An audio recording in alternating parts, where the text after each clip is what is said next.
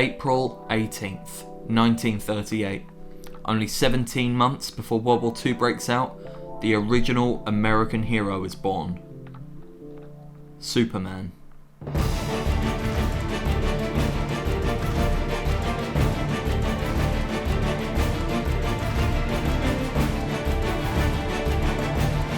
Wait. That's not how it went. Superman existed before that, only it wasn't the buff man in spandex that you know now, and he was hardly a hero. In 1933, writer Jerry Siegel and illustrator Joe Shuster created the comic strip The Reign of the Superman, about a guy who got tricked by a scientist into becoming basically an evil Charles Xavier. I think it's quite telling that the creator of the original superhero initially created a supervillain. In 1933, America was only just coming out of the Great Depression, so it makes sense that cynical cartoonists would take to the page to mirror the horror of the world that they were only just coming out of. But by 1938, America was hopeful again, and that was reflected in the real birth of Superman.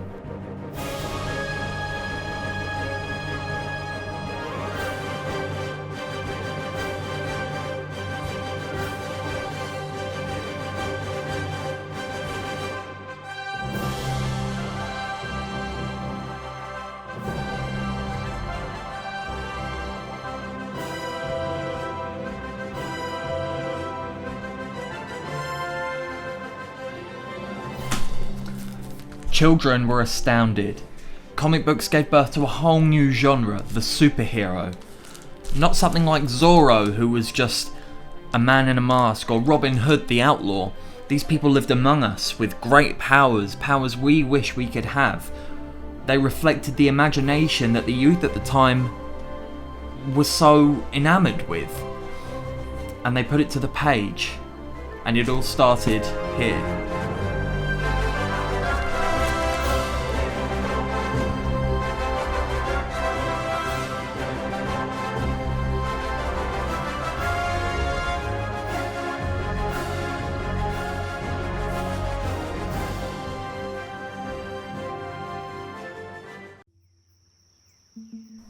Comics became a culture, and as all cultures do, had its ups and downs, but I don't think it was until August 1962 when Marvel Comics released Amazing Fantasy number 15 that everything changed. Steve Ditko and Stan Lee had created Spider-Man. The web-swinging, mob-flinging, joke-zinging you do know I can still see you, right? Spider-Man was an immediate hit. Perhaps because of this new approach to character building that Stan Lee was trying. What do you think about Spider-Man caught on? Do you think it was really just the I can relate to this guy aspect of it? I think there were a lot of reasons. I think perhaps the main reason was the I can relate to him. Because he was shy, he wasn't that successful with girls, he had to worry about his family. I think most teenagers reading it thought to themselves, hey, that could be me, you know. Unlike most other superheroes, Peter Parker was a teenager. He had issues just like the rest of us. He had to deal with love and loss and death and depression, money, family, you name it. Even just in this first issue, Peter Parker has to come to terms with his newfound powers, the loss of his uncle, the burden of responsibility, and finding his own moral limits. And they did this in 11 pages. 11 pages. Wow. What I'm trying to say is that these characters take on a life of their own very quickly. They become a platform, a jumping off point for stories that will resonate with audiences for years, decades, generations. Hell, I wouldn't be surprised if Spidey was still swinging in 1,000 years. Stories and characters with this much integrity and firm moral foundations are pretty hard to come by these days. We live in an age of science, but before that we put our faith in the absurd. I mean, Some of us still do, no offense. But if we go back, way back,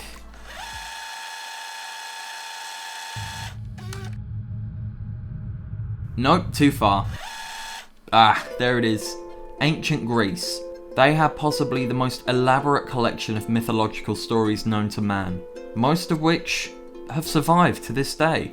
This was how they taught their children lessons in philosophy, in morals, on how to survive the world that they are entering into.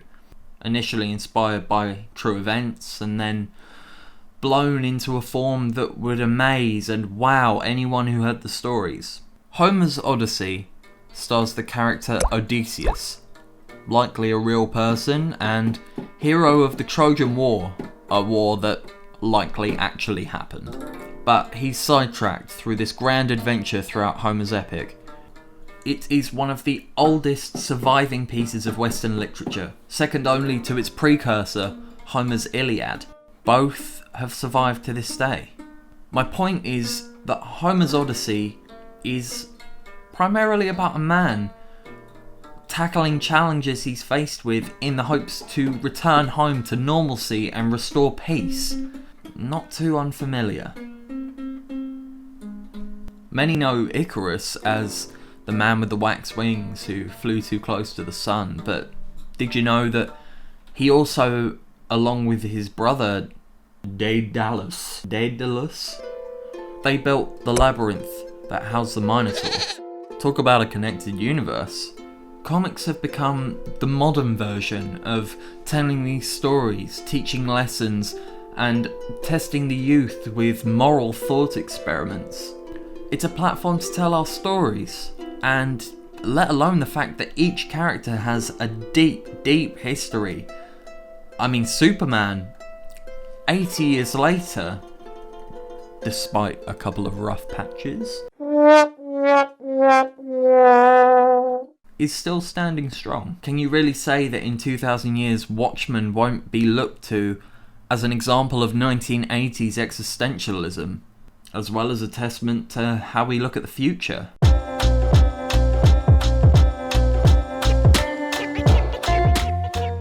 Watchmen is a great example of modern mythology. There is no character quite like Dr. Manhattan. It is a timeless piece of work with characters that are captivating across time because of their core values.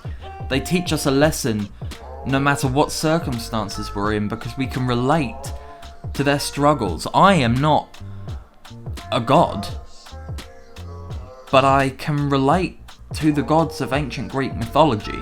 I am not a naked blue omnipotent man, but I can relate to Dr. Manhattan. I'm not a genius, billionaire, playboy, philanthropist, but I can relate to Tony Stark. I could talk about this all day, but I think I'm starting to ramble. The point is, we live in a time where media is everywhere. We are constantly consuming. I know I'm a victim of things like Netflix, and I think it's great that comic books are being adapted into movies. There is not much that I adore more than the MCU, but it's worth looking to the lessons of individual stories, not just how these characters on a screen punch them up and interlace with different characters. It's not about that. It's about the morals. What makes Captain America such a good man? What does Tony Stark learn over the 10 years of movies that Marvel Studios has put out? If we can remember the best of what these characters stood for and what we watched them learn over time, it doesn't matter if every single comic book, every single movie, every single piece of media portraying these characters is destroyed. They live on. Through us. Through what we learn, through what we teach. There's a reason that the recent protests in America have had people dress up as Spider-Man and Batman and show up to show their support. Because it's important to us. These people are our heroes, and just the mask, it doesn't matter who is underneath them. The symbol that they stand for brings us hope. And that is magical. Heroes empower us. They are subjective iterations of ourselves, and ultimately, they make us stronger. We don't need to travel the River Styx. We don't need to travel to Asia and train with the League of Shadows or be injected with super soldier serum. If we can take on board what these heroes have taught us and pass that down, we are powerful. Thanks for watching.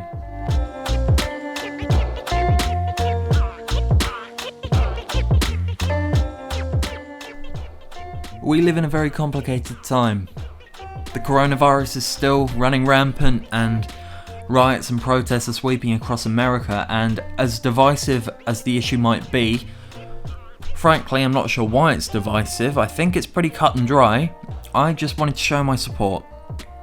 I admire what the people out there are doing. You know, rioting and stuff may be a bit overzealous, but superheroes stand for not what's easy, but what is right. And you are standing up for what is right. And I know it's hard, but I admire it. And in my eyes, everyone's standing up for the Black Lives Matter movement right now and protests against police brutality. You have my unwavering support. I admire it a lot. Just please stay safe. Be wary of social distancing where you can. Try not to spread the virus any more than it already is, because it is still spreading. But by God, protest. It is your God-given right. If you think there's injustice, there is, then protest it. There will be a link to the Black Lives Matter movement down below. If you can donate at all, please do. Obviously it's going towards a good cause, and we can all stand up for equality. Sorry for that tangent, but yeah, felt like it needed to be said. Take care. Bye bye.